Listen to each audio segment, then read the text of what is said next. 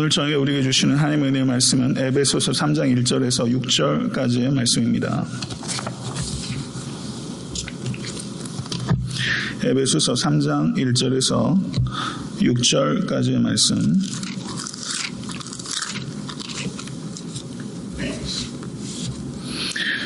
다 같이 합독하도록 하겠습니다.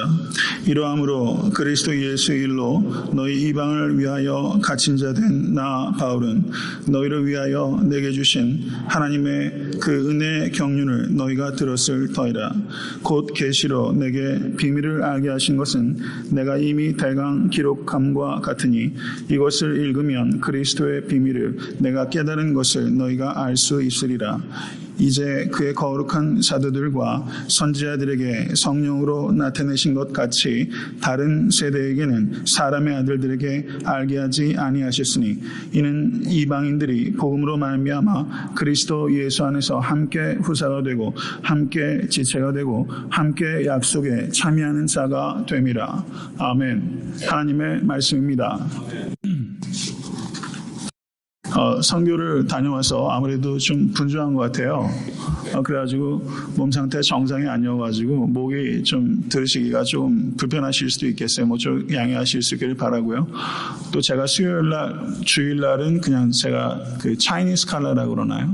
그렇게 하고 수요일날은 좀 편안하게 와이셔츠만 입는 거는 제가 목 디스크 때문에 좀 불편해서 타이하지 않습니다. 그래서 새로 오신 성도님이나 아니면 수요 예배에 오시는 성도님들 더러 계시는데 모쪼록 그 사정을 좀 이해해 주시고 넉넉하게 받아주시길 바랍니다.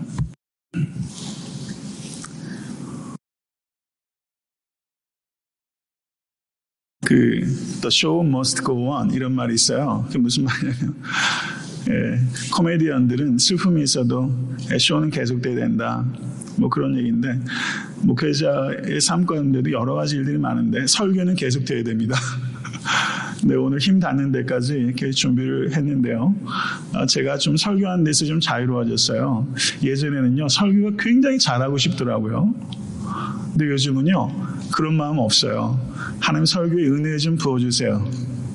네, 은혜 부어주세요. 이게 제 기도 제목이고 그래서요. 전 좀 많이 자유로워졌어요.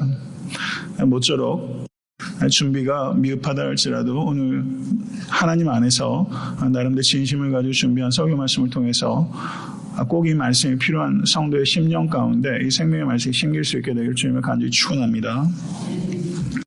에베소서 2장 11절에서 3장 21절의 내용은 본론부에서 두 번째 단락이라고 할 수 있는 부분입니다. 여기에서는 사도 바울께서 새로운 공동체에 대해서 가르치세요. New Community. 새로운 공동체. 하나님께서 이 땅에 내어놓으신 역작. 새로운 공동체. New Community. 그것은 교회입니다. 그리고 그 이야기를 시작하면서 2장 11절에서 22절에 예수님을 믿기 이전에 예수님 밖에 이방인들의 상태에서 예수님 안에 이방인의 상태의 변화를 사도 바울께서 가르치셨어요. 그리고 그러한 상태의 변화는 오직 예수 그리스도 안에 있을 때 가능한 것입니다. 아멘. 변화는요, 내 의지로 안 돼요. 변화는요, 정권 바뀌어가지고 무슨 민족의 정기를 세운다는 등 아니면 윤리의식을 새롭게 한다는 그런 정치적인 구호 같은 거 가지고 변화 안 돼요. 예수 그리스도 안에 있을 때 변화가 일어나요. 이거 믿으실 수 있게 간절히 바랍니다. 3장의 주된 내용은 바울의 기도라고 할 수 있어요. 에베소서의 특징 가운데 하나는 에베소서는 노래다라고 말할 수 있고 에베소서는 노래로 가득해요. 그런가 하면 에베소서는 기도로 가득해. 에베소서 1장에 기도가 있고 3장에 기도가 있고 6장에 에베소서에 기도가 있어요. 서신의 처음과 중간과 말미에 기도가 있는 것은 우리가 삶이 기도로 시작하고 기도로 유지되어야 되고 기도로 끝맺혀야 되기 때문에 성도 여러분, 기도가 여러분의 삶에 그런 위치를 차지할 수 있게 간절히 바랍니다. 에베소서 1장 15절에서 23절에 바울의 첫 번째 위대한 중보기도가 등장했었는데 에베소서 3장 14절에서 21절에 사도 바울의 두 번째 기도가 여기에 등장하고 있습니다. 근데 사도 바울이 이 기도를 어떻게 시작하고 있는가? 3장 1절 보세요. 이러함으로 그리스도 예수의 일로 너희 이방을 위하여 갇힌 자 된 나 바울은, 제 성경 거기에 점점점점 이렇게 돼 있어요. 성도님들 성경 어떻게 돼 있어요? 그렇게 돼 있어요? 이것이 어디로 연결되냐면 14절로 연결되는 거예요. 이러함으로 그리스도 예수의 일로 너희 이방을 위하여 갇힌 자 된 나 바울은, 이러함으로 내가 하늘과 땅에 있는 각 족속에게 이름을 주신 아버지 앞에 무릎을 꿇고 비노니 그 영광의 풍성을 따라 그의 성령으로 말미암아 너희 속사람을 능력으로 강건하게 하옵시며 믿음으로 말미암아 그리스도께서 너희 마음에 계시게 하옵시고 너희가 사랑 가운데서 뿌리가 박히고 터가 굳어져서 능히 모든 성도와 함께 지식에 넘치는 그리스도의 사랑을 알아 그 넓이와 길이와 높이와 깊이가 어떠함을 깨달아 하나님의 모든 충만하신 것으로 너희에게 충만하게 하시기를 구하노라. 아멘. 그리고 20절에서 21절까지 또 계속 기도가 이어지는데요. 에베소서 3장은 기도문이에요. 그런데 이 기도문이 1절에서 나 바울은 하고 시작해서 14절에서 다시 이어지고 2절에서부터 13절은 중간에 다른 이야기가 껴있는 거예요. 이해하십니까? 1절 보세요. 갇힌 자 된 나 바울은 너희를 위하여 내게 주신 하나님의 그 은혜의 경륜을 너희가 들었을 터이라. 너희가 들었을 터이라. 동사의 주어가 너희가잖아요. 1절의 주어는 바울은이에요. 그러니까 지금 주술관계가 하나도 안 맞아요. 1절은 14절로 연결될 때 자연스러운 것이고 2절에서 13절은 사도 바울이 나 바울은 하고 말하면서 갑자기 내용을 바꾸어서 다른 이야기를 거기에 끼워놓고 있는 거예요. 이것이 2절부터 13절의 내용입니다. 왜 사도 바울께서 이렇게 어색한, 어떻게 보면 서툰 문법을 사용하셨을까요? 이것을 우리가 이제 생각해 볼 필요가 있는 것입니다. 1절에 사도 바울이 어떻게 시작하고 있는지 한번 보시죠. 그리스도 예수의 일로 너의 이방을 위하여 갇힌 자 된 나 바울은 이러므로 라고 말하면서 사도 바울은 새로운 단락을 도입하고 있습니다. 이러므로 라는 말은 투투카린, 성경 원어로 보면 투투카린이라는 단어인데요. 이 뜻은 앞에 있는 내용을 받는 것입니다. 앞에 있는 내용은 무슨 이야기인가 하니 이방인 그리스도인들도 이제는 믿으시면 아멘 하세요. 동일한 시민이요. 아멘. 하나님의 권속이요. 서로 연결되어 성전이 되어가고 있는 존재입니다. 아멘. 사도 바울께서 이방인 그리스도인이나 유대인 그리스도인이나 이제는 동일한 citizen of heaven, 천국의 동일한 시민이에요. 우리 사이에는 차별이 없어요. 천국의 시민입니다. 그리고 사도 바울은 한 단계 더 나가서 우리는 하나님의 가족이에요. 예수 그리스도로 말미암아 하나님을 아바 아버지라 부를 수 있는 우리는 하나님의 가족입니다. 거기서 사도 바울은 결정적으로 한 걸음 더 나가요. 우리는 지성소입니다. 우리는 성전 뜰 정도가 아니라 Holy of Holies, 지성소. 우리는 지성소로 지어져 가고 있는 존재예요. 이것이 교회의 아름다운 위대한 교회의 정입니다. 이러므로 나 바울은 기도합니다 라고 사도 바울께서 말씀하고 있는 거예요. 성도 여러분, 사도 바울이 뭐라고 말하냐면 자신을 갇힌 자라고 표현하고 있어요. 갇힌 자. 그리스도 예수의 일로 너희 이방을 위하여 갇힌 자 된 나 바울은, 갇힌 자 된 바울은, 여기서 개역 한글 번역, 개역 개정 번역은 조금 어색해요.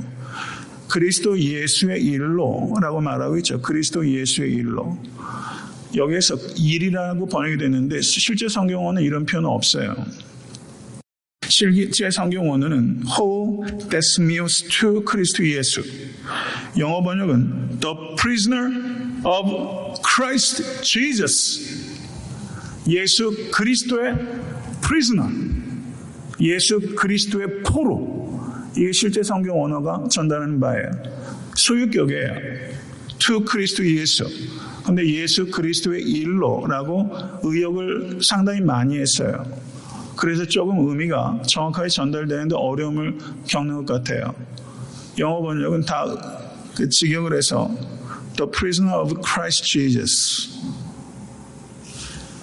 이거 얼마나 감격적인 표현입니까? The prisoner of Christ Jesus. 성도 여러분, 갇혀보신 경험 있으세요? 혹시 학생운동 하시다가 감옥에 며칠이라도 구류라도 좀 살아보신 적 있으세요? 나라 민족을 위해서 갇혀보신 적 있으십니까? 전쟁포로 한 경험 혹시 연세가 높으신 분들은 혹시 있는지 모르겠지만 갇힌 자가 된다는 거. 사도 바울은 지금 프리즈너입니다. 근데 The prisoner of Christ Jesus. 나는 예수 그리스도의 포로입니다. 라고 말하고 있어요. 에베소서 4장 1절 한번 보십시오.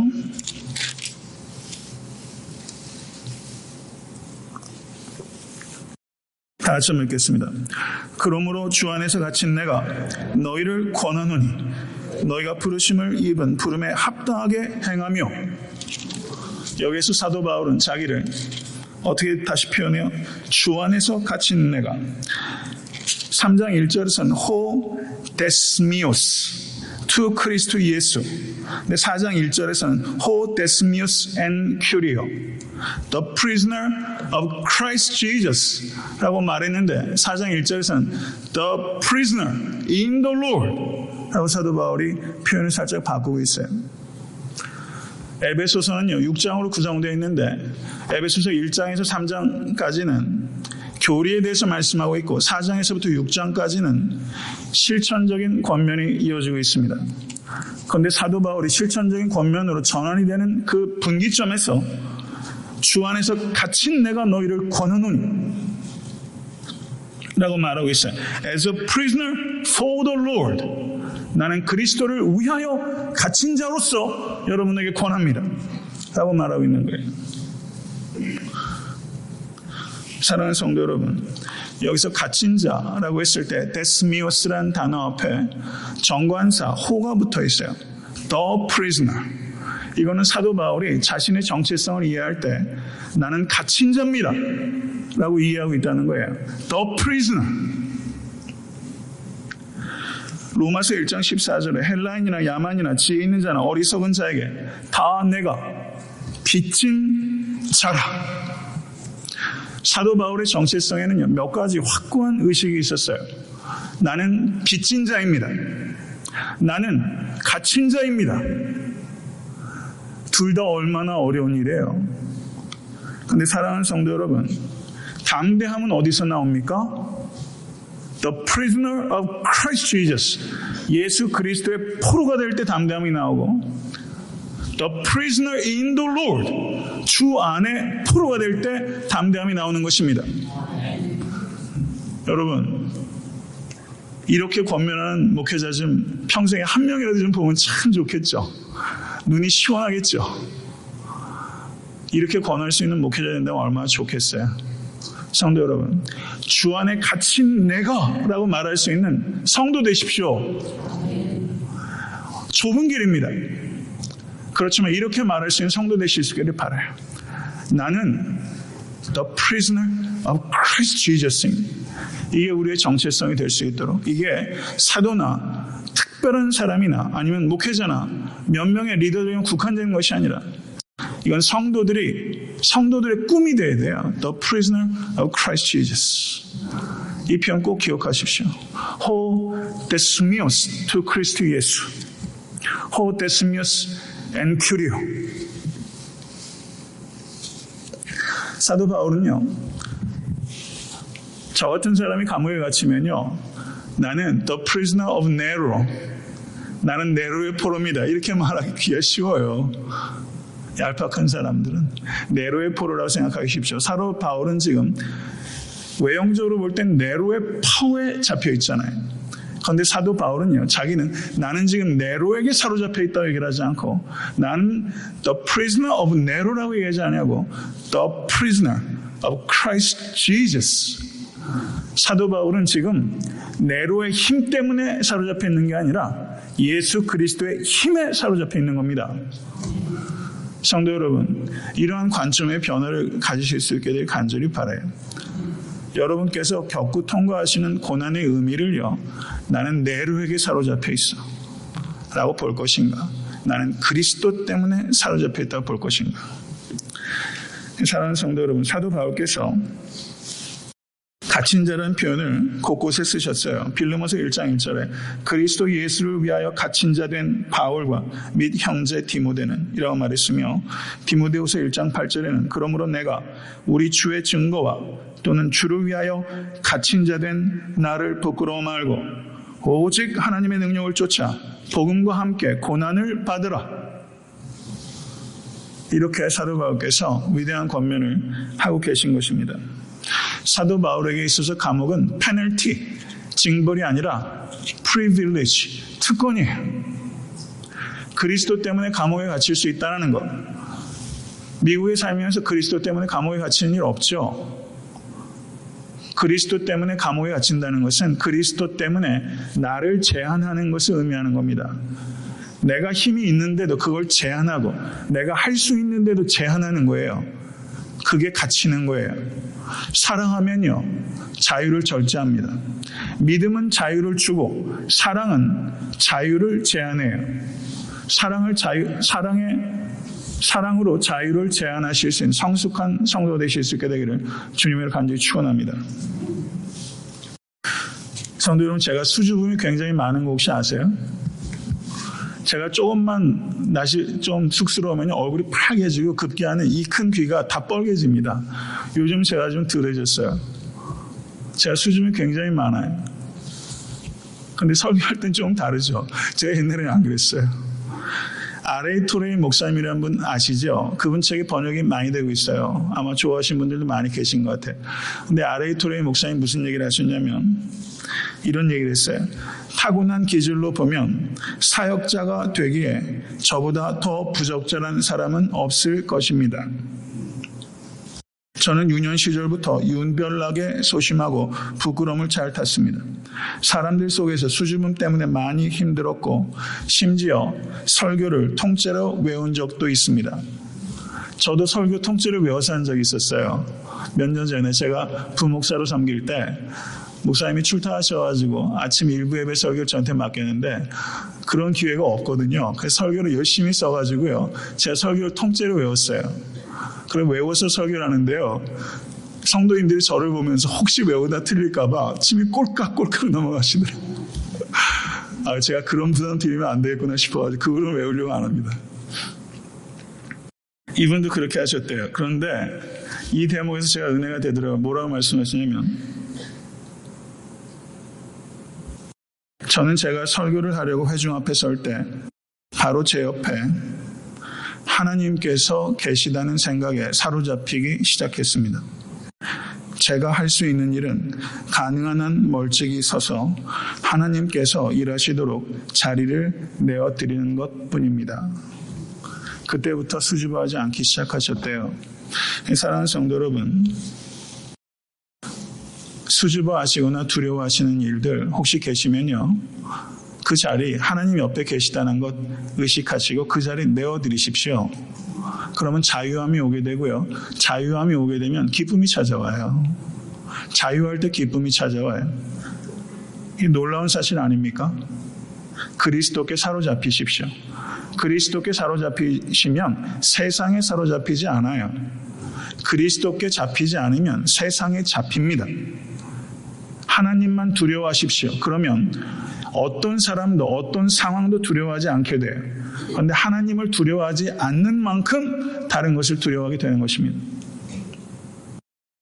이제 사도 바울께서 2절에서부터 13절까지 이제 다른 내용들로 사도 바울께서 급격하게 방향을 전환하시는데, 이 부분은 크게 두 부분으로 나누실 수 있습니다. 2절에서 6절까지는 2절 말씀 보세요. 3장 2절. 너희를 위하여 내게 주신 하나님의 그 은혜의 경륜. 은혜의 경륜에 대해서 사도 바울께서 2절에서부터 6절까지 이걸 다시 다른 말로 말하면 신적 계시라고 말할 수 있습니다. 신적 계시. 그 다음에 7절 말씀을 보시면 이 복음을 위하여 그의 능력이 역사하시는 대로 내게 주신 하나님의 은혜의 선물 따라 내가 일꾼이 되었노라. 2절에서는 은혜의 경륜, 7절에서는 은혜의 선물이라고 말하면서 7절에서부터 13절까지 은혜의 선물에 대해서 말씀하고 있습니다. 이 부분은 신적 소명이라고 말할 수 있어요. 2절에서부터 6절까지는 신적 계시, 7절부터 13절까지는 신적 소명. 다른 말로 하면 2절에서부터 6절까지는 복음의 비밀에 대해서 말씀하고 계신 것이고, 그리고 7절에서부터 13절까지는 사역에 대해서 이방인을 위한 전도자로서의 사역에 대해서 말씀하고 있는 부분이라고 볼 수 있습니다. 사도 바울께서 신적 계시를 3절 이하를 보시면 곧 계시로라고 말하면서 성경 원어로는요 호티라는 접속사가 사용되는데 이것은 영어로 말하자면 that입니다. that. NIV 번역은 that is 즉 이렇게 말하고 있어요. 신적 계시가 무엇인가, 은혜의 경륜이 무엇인가를 3절에서부터 사도 바울께서 설명하고 계신 거예요. 이 신적 계시의 절정이 무엇인가, 그것이 3장 6절이에요. 6절의 말씀 다 같이 읽어보겠습니다. 이는 이방인들이 복음으로 말미암아 그리스도 예수 안에서 함께 후사가 되고 함께 지체가 되고 함께 약속에 참여하는 자가 됨이라. 아멘. 이게 신적 계시요, 이것이 비밀이에요. 비밀, 미스테리. 조금 복잡한 말씀을 좀 드려야 될 필요성을 느낍니다. 갈라디아서 1장을 한번 보시죠. 갈라디아서 1장.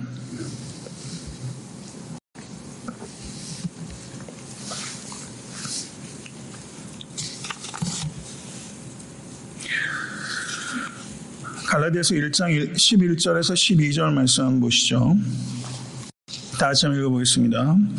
형제들아, 내가 너희에게 알게 하노니 내가 전한 복음이 사람의 뜻을 따라 된 것이 아니라 이는 내가 사람에게서 배운 것도 받은 것도 아니요 배운 것도 아니요 오직 예수 그리스도의 계시로 말미암은 것이라.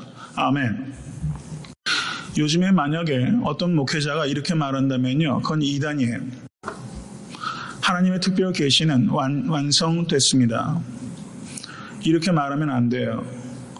목회자에게 주어진 책임은요, 이미 완성된 계시의 사건을 철저하게 성령님을 의지하면서 푸는 것입니다.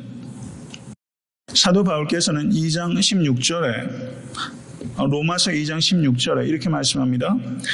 내 복음에 이른 바와 같이 하나님이 예수 그리스도로 말미암아 사람들의 은밀한 것을 심판하시는 그날이라.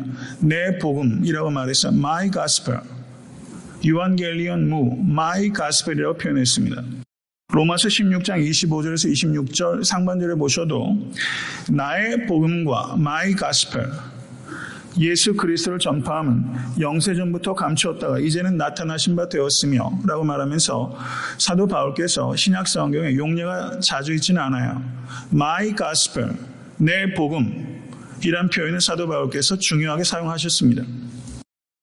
My gospel, 내 복음. 마태복음, 마가복음, 누가복음, 요한복음, 그리고 뭐가 있죠? 내가 복음이 있다고 그러잖아요. 그 말 들어보셨어요? 내가 복음. 거기에서 내가 복음이라고 말하는 것과 사도 바울께서 말하는 나의 복음은 전혀 다른 거예요. 우리가 내가 복음은 어떤 겁니까? 주관적으로 성경 해석하고 내 멋대로 귀에 걸면 귀걸이, 코에 걸면 코걸이 식으로 내 상황과 입장과 이익을 대변하기 위해서 내가 말씀에 순종하지 않고 말씀을 이용할 때 내가 복음이 되는 것이죠. 사도 바울께서 나의 복음이라고 말하는 것은 그렇게 주관적인 해석과 적용을 이야기하고 있는 것이 아니라 하나님께서 자신에게만 주신 특별한 계시가 있기 때문에 그 부분을 나의 복음, my gospel이라고 사도 바울께서 말씀하신 것입니다. 이거는 사도 바울이 교만해서가 아니라 사도 바울에게 주신 특별한 사명이 있기 때문입니다. 갈라디아서 2장 1절에서 2절의 말씀을 한번 보세요.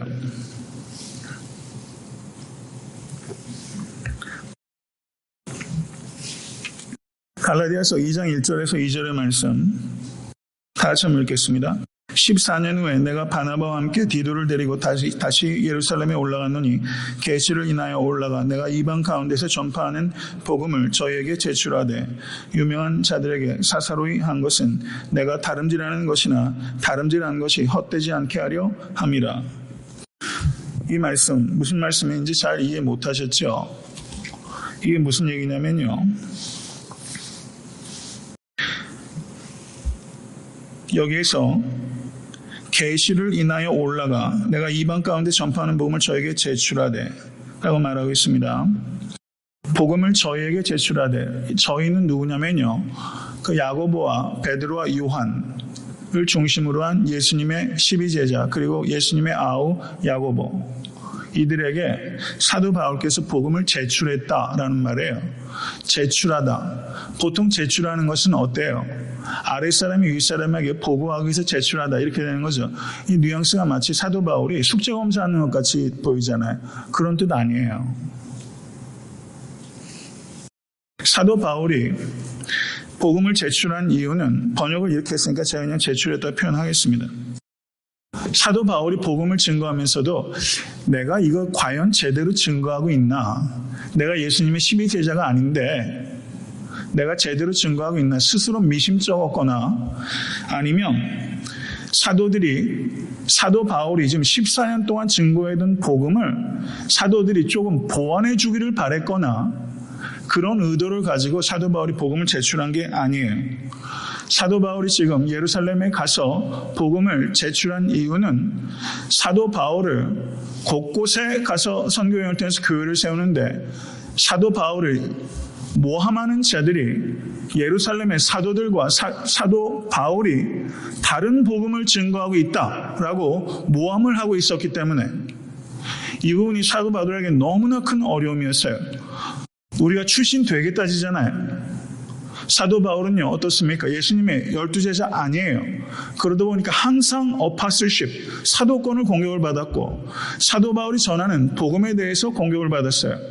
이것에 대해서 사도 바울은 좀 클리어 할 필요가 있었기 때문에 그들의 이간질을 무산시키기 위해서 복음을 제출한 것이지 그들의 승인을 받기 위해서 제출한 것이 아닙니다.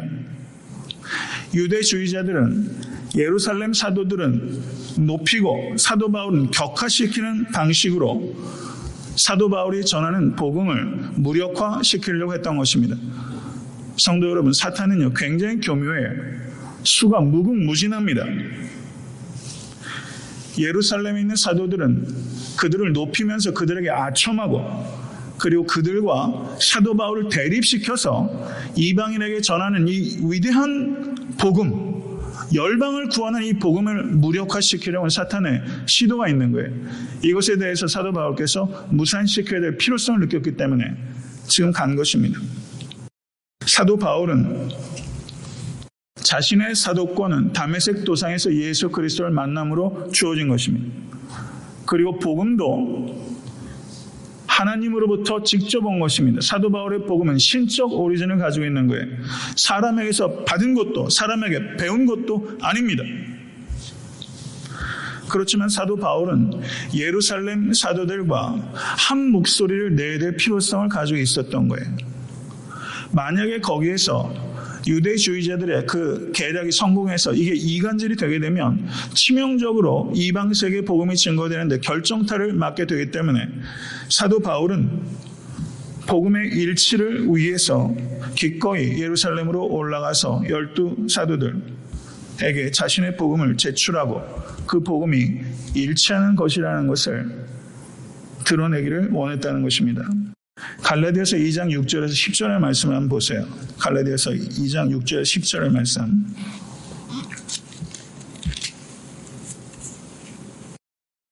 다시 한번 읽겠습니다. 유명하다는 이들 중에 본래 어떤 이들이든지 내게 상관이 없으며 하나님은 사람의 외모를 취하지 아니하시나니 저 유명한 이들은 내게 더하여 준 것이 없고 도리어 내가 무헬레자에게 복음 전함을 맡기를 베드로가 할례자에게 맡은 것 같이 한 것을 보고 베드로에게 역사하사 그를 할례자의 사도로 삼으시니가 또한 내게 역사하사 나를 이방인에게 사도로 삼으셨느니라. 또 내게 주신 은혜를 알므로 기둥같이 여기는 야고보와 게바와 요한도 나와 바나바에게 교제의 악수를 하였으니 이는 우리는 이방인에게로 저희는 할례자에게로 가게 하려 함이라. 아멘. 예루살렘의 기둥들이 누구예요? 예수님의 동생 야고보와 게바와 요한. 이들이 누구와 악수를 했어요? 사도 바울과 바나바와 교제의 악수를 했다라고 말하고 있습니다. 복음의 본질은 교제하게 하는 거예요. 복음의 진리는 라이벌을 만드는 것이 아니라 복음의 진리는 교제하게 하는 것입니다. 저는요, 이 애틀랜타에 있는 많은 교회들이 복음의 진리 안에서 교제할 수 있게 되길 간절히 바랍니다. 라이벌이 되는 거 아니라 복음의 진리 안에서 교제하는 본질의 일치를 확인했어요. 본질의 일치는 무엇인가? 캐리그마에 있어서의 일체. 캐리그마, 이거는 복음의 진수입니다. 예수 그리스도의 십자가와 예수 그리스도의 부활과 예수 그리스도의 재림에 이것에 대해서 본질에 완전히 일치하는 거예요. 이건 공통된 겁니다. 그런데 독특한 것이 있어요. 그것은 사도 바울에게만 주어진 새로운 복음의 측면입니다.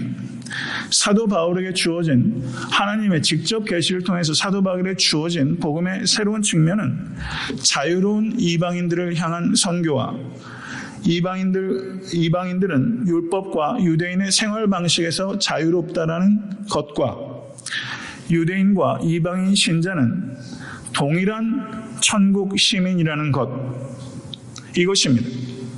이것이 사도 바울에게 주어진 독특한 미스터리, 신적 계시예요. 이 부분을 사도 바울은 My Gospel, 내 복음이라고 표현하고 있는 것입니다. 이것에 대해서 예루살렘에 있던 이 기둥과 같은 사도들이 공통적인 복음의 부분을 인정하고 그리고 사도 바울에게 하나님께서 은혜로 부어주신 사도 바울의 복음에 해당되는 그 부분에 대해서 예루살렘에 있는 사도들이 그것을 인정하고 그리고 베드로는 할례자의 사도로 그리고 바울은 이방인의 사도로 본질에는 일치를 역할에는 차이를 이것이 예루살렘에서 사도 바울과 바나바 그리고 다른 사도들과 나눴던 교제의 악수의 내용이에요. 본질에는 일치를 역할에는 차이를 이 얼마나 위대한 만남입니까? 저는 이러한 시원케 하는 만남들이 교회에서 풍성하게 일어날 수 있게 되기를 간절히 바랍니다. 교회와 그리고 성경을 하나님의 계시로 믿는 복음적인 교단들과의 연합이 이러한 교제의 악수가 좀 있어야 돼요. 이렇게 될 수 있게 되길 간절히 바랍니다. 말씀을 이제 맺고자 합니다. 사도 바울이 말씀하셨던 비밀이라는 말 참 좋은 말이에요. 무스테리언, 우리는 비밀을 알고 있는 사람이에요. 아멘. 예수 그리스도의 십자가 부활, 이 비밀. 그리고 유대인과 이방인이 도저히 하나가 될 수 없었는데 예수 그리스도의 대속의 보혈로 말미암아 6절의 말씀을 보세요.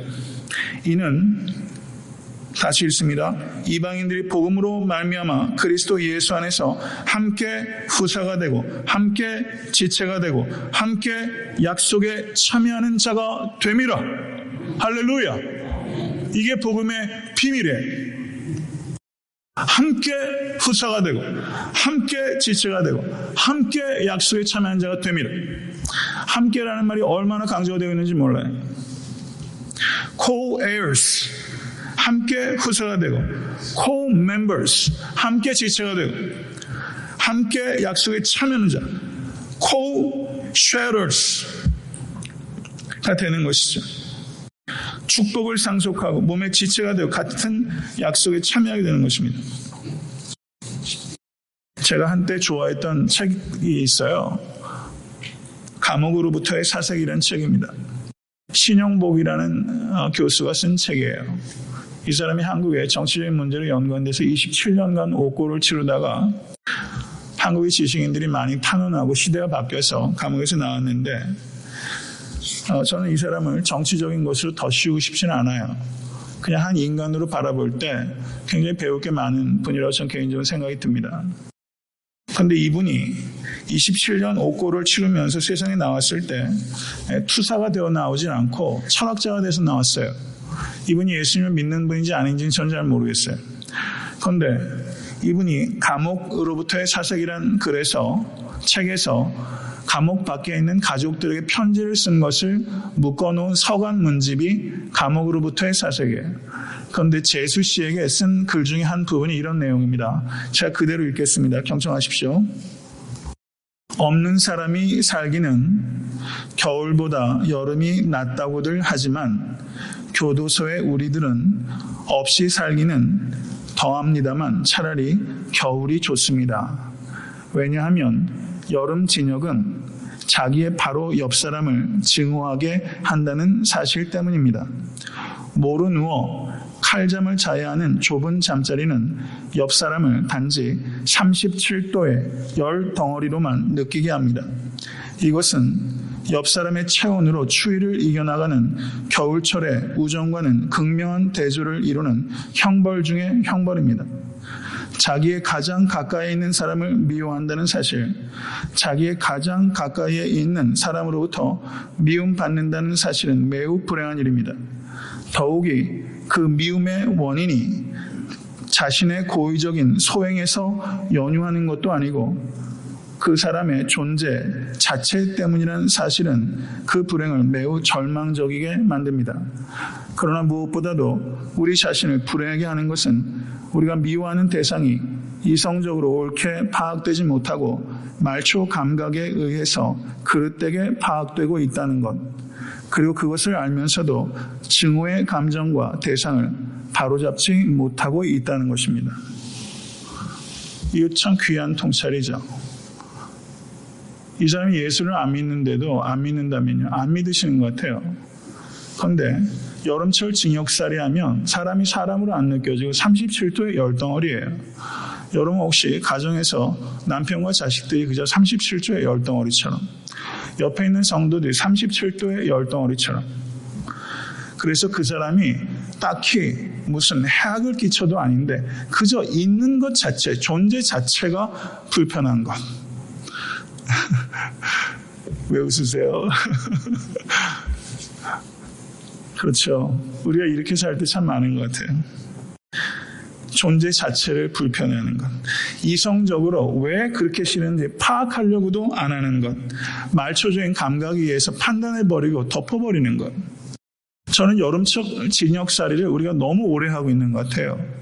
개인의 삶에도 있어서도 그렇고 교회에서도 그렇고. 그런데 오늘 본문에 있는 말씀은요, 이 복음의 비밀을 다시 한번 우리가 상기합니다. 함께 그리스도 예수 안에서 함께 후사가 되고 함께 지체가 되고 함께 약속에 참여하는 자가 됨이라. 여름철 징역살이가 아니라 겨울철 징역살이. 이불이 우리를 따뜻하게 하는 게 아니라 옆 사람의 체온이 우리를 따뜻하게 해요. 이민생활 다 벅차기는 매 한 가지고 천국에 돌아갈 때까지 이 땅 여행하는 것 고달프기는 다 매 한 가지예요. 교회 내에서 성도 간의 체온 필요하지 않은 사람 한 사람도 없습니다. 제가 여러분에게 어떤 체온을 드리고 있는지 되돌아보면요, 부끄럽고 제가 너무 냉랭하게 해서 상처받는 성도는 안 계신지 아마 계실 거라고 봐요. 제 의도와는 상관없이. 안타까운 일이죠. 모쪼록 여름철 징역살이라는 것처럼 신앙생활 하지 마십시오. 체온으로 옆 사람 따뜻하게 되어가면서 함께 살아가는 교회와 성도가 되실 수 있도록, 그래야 이 세상을 조금 더 따뜻하게 하죠. 그리스도인들이 그 역할을 못하면 세상에 그 역할 감당하고자 하는 사람, 할 수 있는 사람 없습니다. 이거 믿으실 수 있길 간절히 바랍니다. 기도하시겠습니다.